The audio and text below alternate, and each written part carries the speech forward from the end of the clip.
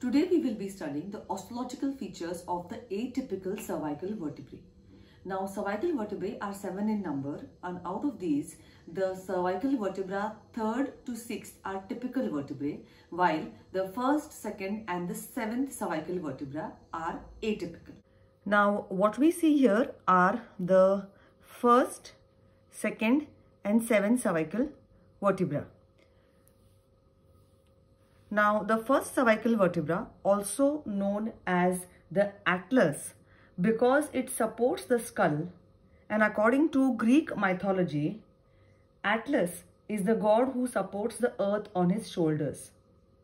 The distinguishing features of this cervical vertebra are that it is ring-shaped with an anterior arch and a posterior arch. It has no body, it has no spinous process. It has a large lateral mass on either side.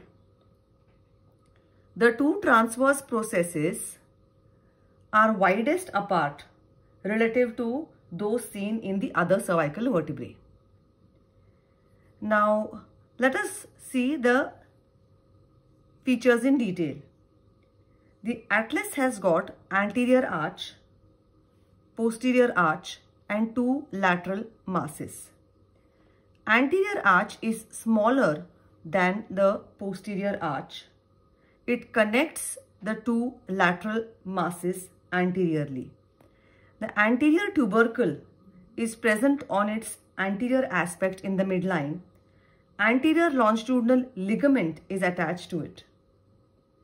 The anterior surface of the anterior arch on either side of the anterior tubercle provides attachment to the longus colli muscle.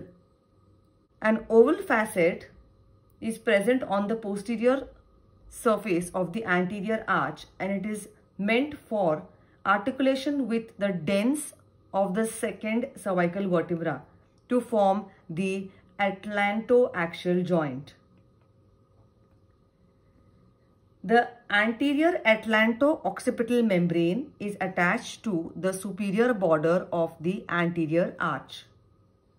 The lateral part of the anterior longitudinal ligament is attached to the lower border of the anterior arch.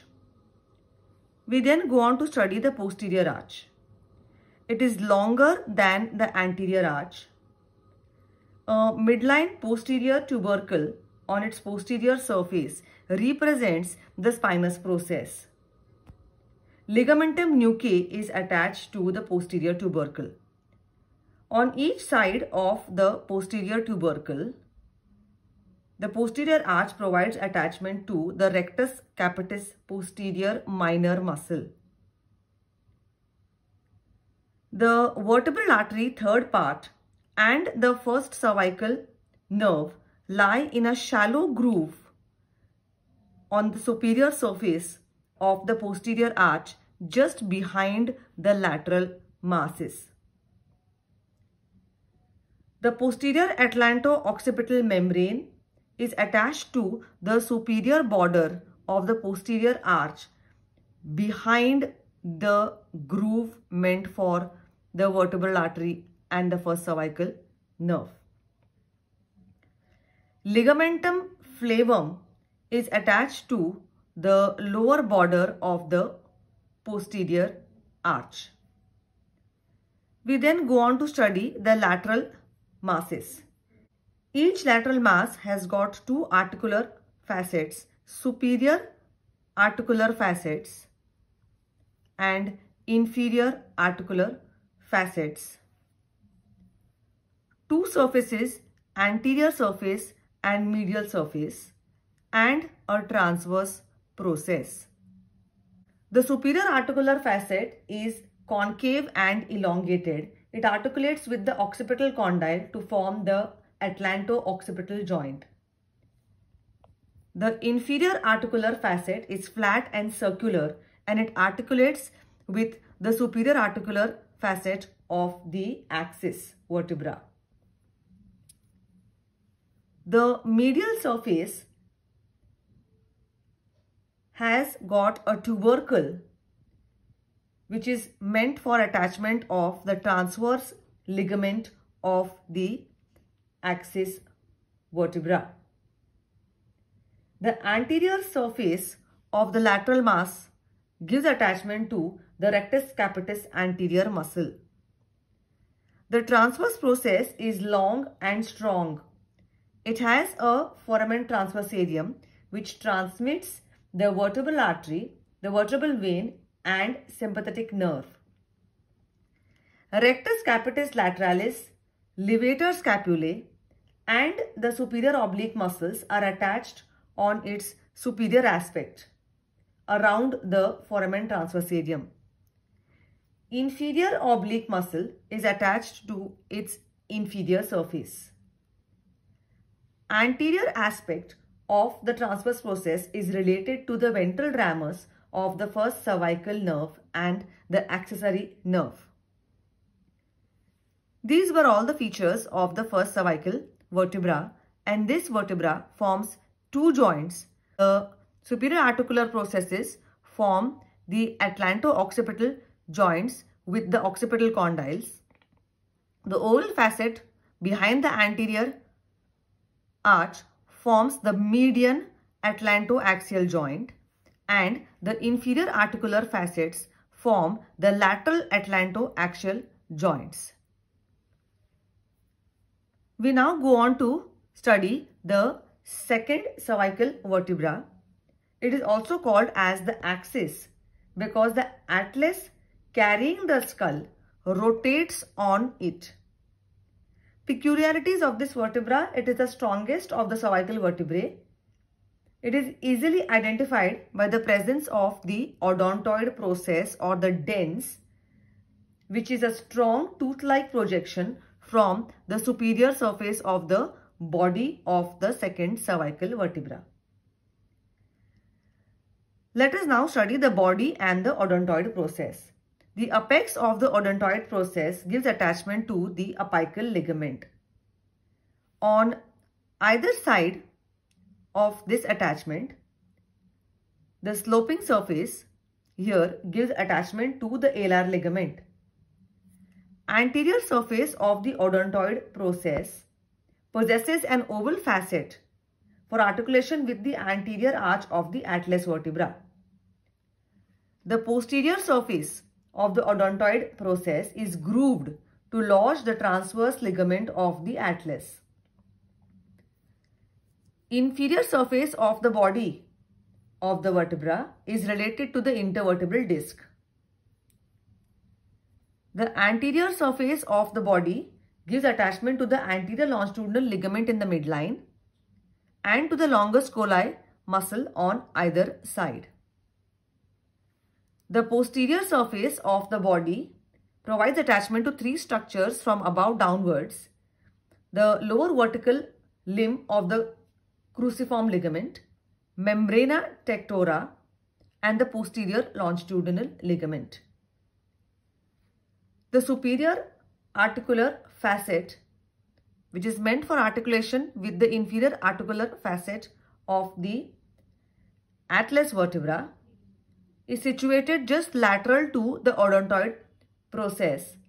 It partly lies over the body and partly it lies over the pedicle. Then we see the vertebral arch. The pedicle passes backwards from the upper part of the body. The superior articular facet is larger, flat and circular, and it is directed upwards and laterally. The inferior articular facet is situated posterior to the transverse process and is directed downwards and forwards. The spinous process is short, thick and strong. Its tip is bifid and receives the attachment of the ligamentum nuchae. Ligamentum flava is attached to the superior border and the lower part of the anterior surface of the laminae.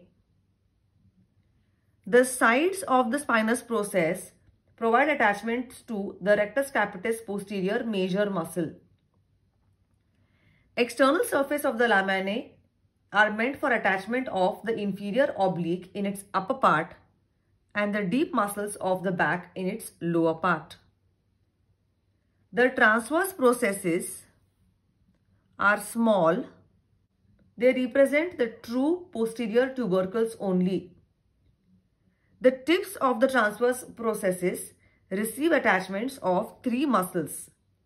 From anterior to posterior, these are scalenus medius, levator scapulae, and deep muscles of the back. These were the features of the second cervical vertebra.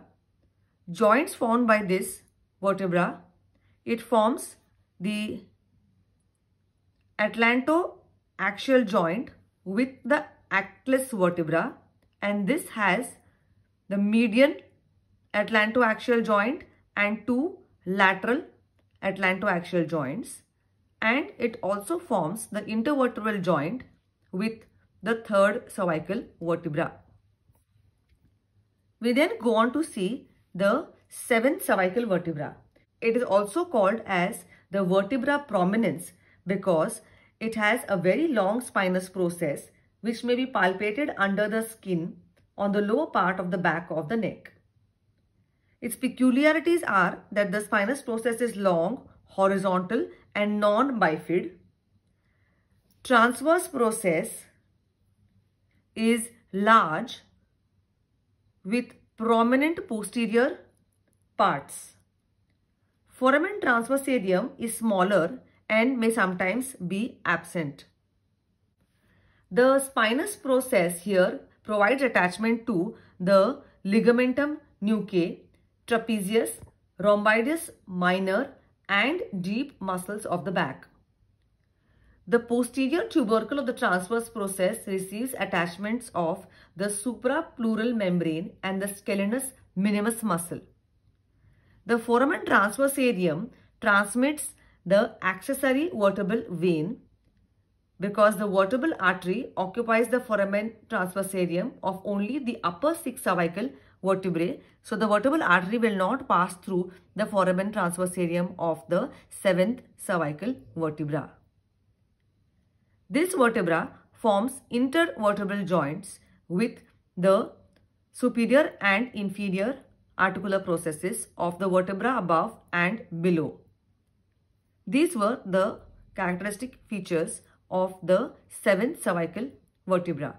Thus, we have studied all the three atypical cervical vertebrae, the 1st, 2nd and the 7th. Thank you.